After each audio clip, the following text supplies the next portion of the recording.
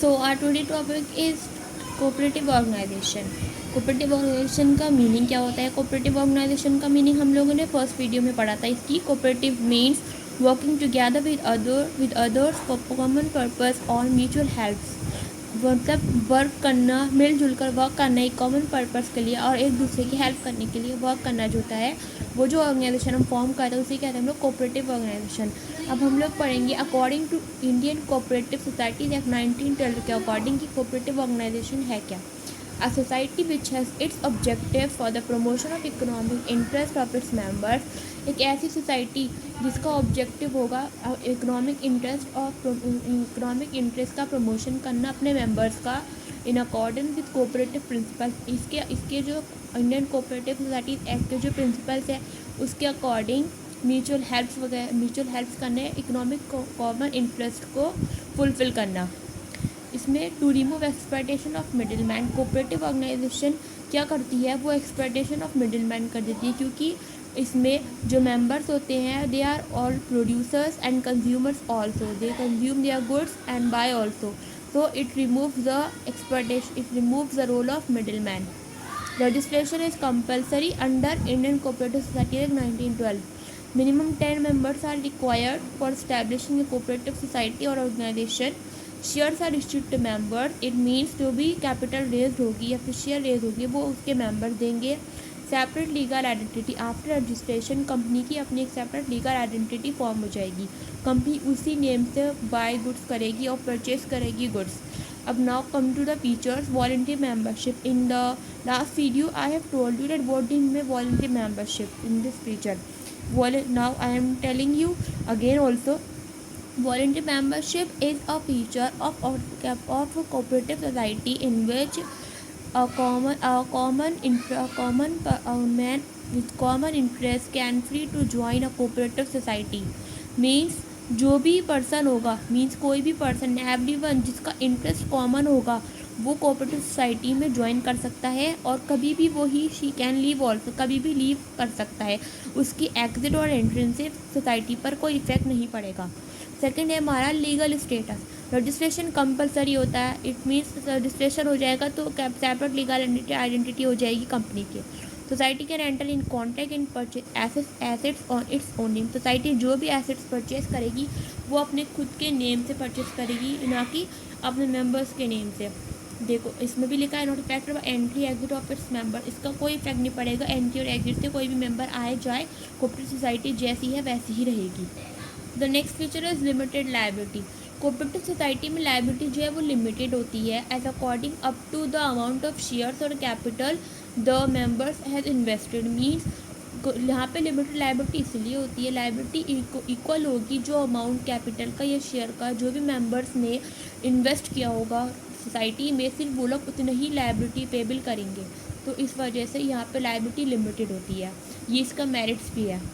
Control जो होगा cooperative society में जो भी कंट्रोल होता है वो इलेक्टेड मैनेजिंग कमेटी का होता है, वही सारे डिसीजंस लेती है और कमेटी के जो मेंबर्स होते हैं वो इलेक्ट किए जाते हैं सोसाइटी से by voting. It provides democratic character to cooperative society. Voting होती है यहाँ पर ऑर्गेनाइजेशन के मेंबर्स से वोटिंग की जाती है, इस वजह से डेमोक्रेटिक कैरेक्टर दे देती है कोऑपरेटिव सोसाइटी को। And the other one is service motive. यहाँ पर सर्विस मोटिव होता है, हमने पहले पढ़ा था कि कोऑपरेटिव ऑर्गेनाइजेशन फॉर्म इस वजह से होती है कि सर्विस मोटिव हो, वहाँ पर अपने मेंबर्स को वेलफेयर के लिए सर्विस प्रोवाइड की जाती है। The main purpose of cooperative society is to increase mutual help and welfare of its members. जैसे what I have told you is also written that cooperative society increase करती है mutual help और welfare अपने members के लिए, इसका main purpose यही है। So the motive of service dominate its working. If any surplus is generated, अगर इन केस अगर कभी भी कोई सरप्लस जनरेट हो जाता है तो वो डिस्ट्रीब्यूट कर दिया जाता है मेंबर्स ऑफ सोसाइटी में एज डिविडेंड, प्रॉफिट के तौर पर वो डिस्ट्रीब्यूट कर दिया जाता है surplus equally. And now come to the merits of cooperative society. और we can say the advantages of cooperative society. Cooperative society की हमने डेफिनेशन पढ़ ली, इसके फीचर्स हो गए। अब हम लोग पढ़ेंगे मेरिट्स क्या क्या। Equality in voting status. Cooperative society में वन मैन वन वोट माना जाता है। Every member have equal voting right. Her member की जो इक्वल वोटिंग राइट्स जो हैं वो इक्वल होगी। ये नहीं कि उसका अगर किसने ज़्यादा इन्वेस्ट किया है, शेयर जिससे ज़्यादा लगे हैं तो उससे ज़्यादा हम लोग मीन्स इक्वल उसे ज़्यादा समझे, ऐसा कुछ नहीं है। वन मैन वन वोट है। यहाँ पर शेयर का कोई मैटर नहीं करता। कैपिटल की कितनी भी ज़्यादा अगर ए ने 5000 लगाई और बी ने 6000, तो इसका मतलब ये नहीं कि हम बी की वोटिंग राइट ज़्यादा देंगे। यहाँ पर वन मैन वन वोट होगा, जितनी वोटिंग राइट ए की होगी उतनी ही बी की होगी। So there is equal voting right in cooperative society और cooperative organization. The other advantage is limited liability. I have told you earlier that यहाँ पर लाइबिलिटीज जो होंगी वो लिमिटेड होगी up to their capital investment in society. Members की personal asset जो है वो सेफ रहेंगे क्योंकि उनकी लाइबिलिटी सिर्फ कैपिटल जितनी ही होगी। Stable existence, it means the continuity of cooperative society doesn't affect bye death और इंसॉल्वेंसी और any other partner. Means stable existence से हमने पढ़ा था फ्यूचर में कि एग्जिट और एंट्री किसी भी पार्टनर की अफेक्ट नहीं करेगी हमारी कोऑपरेटिव सोसाइटी को। तो अगर in case any partner is death और इंसॉल्वेंसी हो गई किसी की या फिर चेंज आ गया पार्टनर में, तो वो हमारी जो ऑर्गेनाइजेशन है सोसाइटी हमारी कोऑपरेटिव वो स्टेबल रहेगी, उसको कोई भी अफेक्ट नहीं होगा। The other one is economy in operation. Members provide करते हैं सर्विस सोसाइटी को, वो रिमूव कर देते हैं मिडिल मैन का रोल क्योंकि वही प्रोड्यूसर्स होते हैं और वही कंज्यूमर्स होते हैं। So the consumer and producer are safe as bad debt risk is also low. जब कंज्यूमर भी वो ही होंगे मेंबर्स और प्रोड्यूसर भी, तो जो बैड डेट का जो रोल होगा, रिस्क जो होगा वो कम हो जाएगा, है ना। Okay, and the other one is support from government. ये सोसाइटी जो है कोऑपरेटिव सोसाइटी एक डेमोक्रेटिक सेकुलर ऑर्गेनाइजेशन है, इस वजह से इसे गवर्नमेंट भी सपोर्ट करती है in the form of low taxes, subsidy, low interest rate and on loans. ये एडवांटेजेस मिलते हैं कोऑपरेटिव सोसाइटी को from government. And the other merit is easy formation. Cooperative society को फॉर्म करना बहुत ही सिंपल है, सिर्फ मिनिमम 10 मेंबर्स की रिक्वायरमेंट है।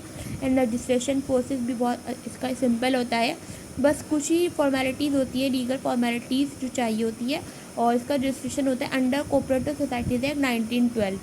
Now come to the limitations of cooperative society और we can say the disadvantages of cooperative society.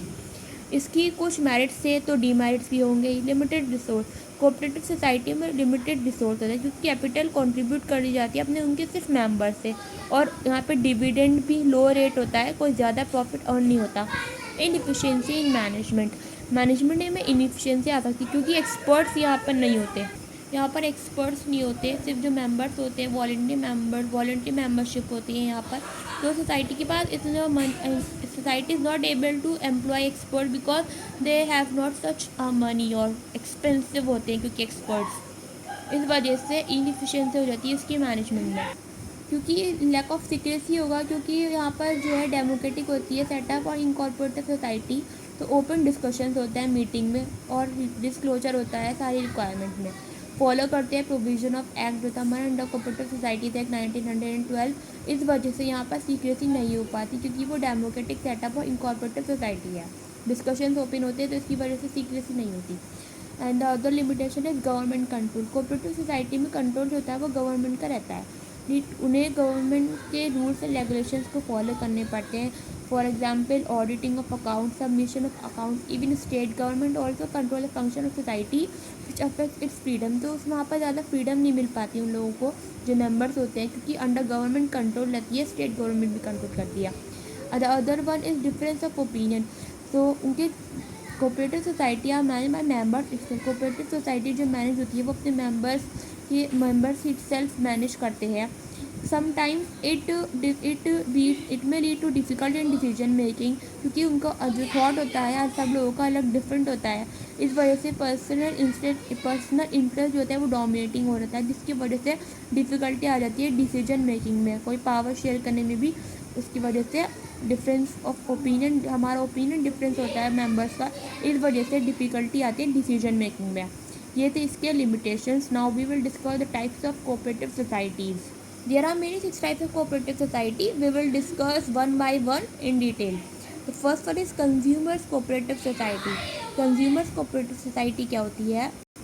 It seeks to eliminate middlemen by establishing a direct link with the producer. Consumers cooperative society में elimination होता है middleman का, क्योंकि जो members होते हैं वही प्रोड्यूसर्स होते हैं और कंज्यूमर्स ऑल्सो, तो उनका डायरेक्ट लिंक हो जाता है प्रोड्यूसर से भी और कंज्यूमर से भी. वो परचेज करते हैं गुड्स डेली कंजप्शन के लिए डायरेक्टली मैन्युफैक्चरर से या फिर होल सेलर से लेते हैं और उससे सेल कर देते हैं अपने मेंबर्स में एट अफोर्डेबल प्राइसेस से और eight reasonable prices. Producers cooperative society, इसमें ये लोग जो होते हैं, इसमें प्रोड्यूसर जो स्मॉल प्रोड्यूसर्स होते हैं उनकी हेल्प करते हैं. इनका मेन एम होता है कि हेल्प करना है small producer who cannot easily collect various items of production and face problem in marketing. जो स्मॉल प्रोड्यूसर्स होते हैं ये लोग उनसे गुड्स परचेज करते हैं और अपनी सोसाइटी रॉ मटेरियल्स उनसे लेते हैं और उनकी हेल्प करते हैं मार्केटिंग में और एक रीजनेबल प्राइसेस में अपने मेंबर्स को डिस्ट्रीब्यूट कर देते हैं और वीकेंड से सेल कर देते हैं अपने मेंबर्स को. तो small producers product purchase in large quantity में लेते हैं और उसे सोल्ड करते हैं मेंबर्स को. The other is marketing cooperative society. हमारी थर्ड टाइप ऑफ सोसाइटी है. इसमें जो फंक्शंस परफॉर्म होते हैं वो होते हैं मार्केटिंग फंक्शन से related. For example transportation, warehousing, packing, grading, marketing, ये सब फैसिलिटीज़ प्रोवाइड की जाती हैं सोसाइटी के मेम्बर्स को. Production of different member is pull together and sold by society at a good prices. जो भी प्रोडक्शन होता है डिफरेंट अलग अलग मेंबर्स का जो भी प्रोडक्शन होता है वो एक साथ इकट्ठा कर लिया जाता है और सोल्ड कर दिया जाता है सोसाइटी में एट अ रीजनेबल प्राइस. अच्छे प्राइस में अच्छे पैसों में सोल्ड कर दिया जाता है. ये हमारा था marketing cooperative society. Now come to the next one, it is farmers cooperative society. In such societies where small farmers join together.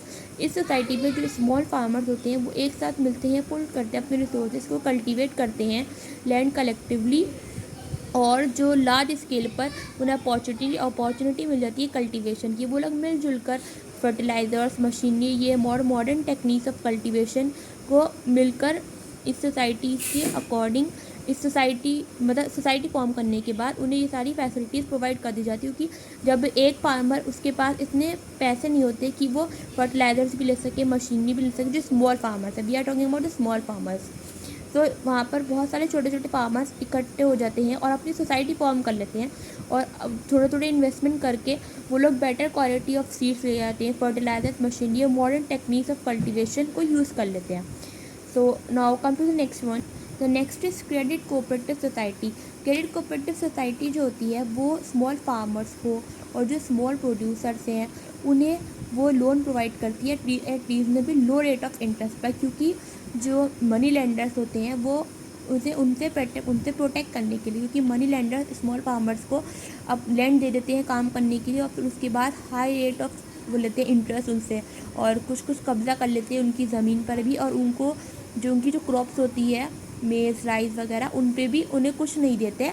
इस वजह से उन्हें प्रोटेक्ट करने के लिए क्रेडिट कोऑपरेटिव सोसाइटी फॉर्म की जाती है स्मॉल प्रोड्यूसर्स को और स्मॉल फार्मर्स को और अपने मेंबर्स को easy terms and reasonable low rate of interest पर क्रेडिट प्रोवाइड किया जाता है. And the other is cooperative housing society. Cooperative housing society में एम होता है इनका कि प्रोवाइड करना हाउसेस प्रोवाइड करना रीजनेबल प्राइस पर और लिमिटेड मीन्स इनकम पर जो होते हैं सोसाइटी के मेंबर्स उन्हें. सो इसका मेन एम यही था कि वो प्रोवाइड करेंगे houses at reasonable price with limited means और इनकम.